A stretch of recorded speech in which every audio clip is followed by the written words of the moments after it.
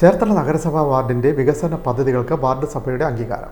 ചേർത്തല നഗരസഭ 11-ാം വാർഡ് സഭയിൽ വിവിധ വികസന പദ്ധതികൾ ചർച്ച ചെയ്തു. വാർഡ് കൗൺസിലർ എ അജി അധ്യക്ഷനായി. ചേർത്തല നഗരസഭ 11-ാം വാർഡ് സഭ നടന്നു. മുനിസിപ്പൽ ടൗൺ ഹാളിൽ നടന്ന വാർഡ് സഭ municipal vice chairman TS Ajayakumar ഉദ്ഘാടനം ചെയ്തു. മറ്റൊന്നുള്ളത് കുടിവെള്ളം. ആരോഗ്യവുമായി ബന്ധപ്പെട്ട് നമുക്ക് നമ്മുടെ ചേർത്തലയിൽ തന്നെ നല്ല കുടിവെള്ളം നമുക്കില്ല. നമ്മുടെ കിണറുകളിൽ നമ്മുടെ ബോർവെല്ലിൽ കിട്ടുന്ന വെള്ളം നമുക്ക് കുടിക്കാൻ യോഗ്യമല്ല.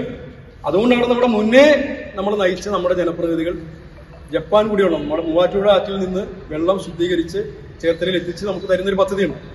അപ്പോഴൊരു പ്രശ്നം, ഇത് കണക്ഷൻ എടുക്കണമെങ്കിൽ ഏതാണ്ട് 6000 മുതൽ 40,000 രൂപ വരെ ചെലവ് വരുന്നൊരു പ്രക്രിയയാണ്. നമുക്ക് എല്ലാ കുടുംബങ്ങളിലേക്കും അത് എത്തിക്കാൻ കഴിയില്ല. അപ്പോഴാണ് അമൃത് പദ്ധതി എന്ന ഒരു പദ്ധതി കേന്ദ്ര സർക്കാർ ആവിഷ്കരിച്ച് സംസ്ഥാന സർക്കാർ നടപ്പിലാക്കുന്ന ഒരു പദ്ധതിയാണ്. ഞങ്ങളെ കിലയിൽ പിടിച്ചു. കേരളത്തിലെ 97 നഗരസഭകളുടെയും പ്രതിനിധികൾ വന്നു. ഓരോ നഗരസഭക്കും കോടാനുകോടി രൂപയാണ് ശുദ്ധജല വിതരണത്തിനുള്ള പദ്ധതി. കൗൺസിലർ എ അജി അധ്യക്ഷനായി. CDS ചെയർപേഴ്സൺ അഡ്വക്കേറ്റ് ജ്യോതിമോൾ സ്വാഗതം പറഞ്ഞു.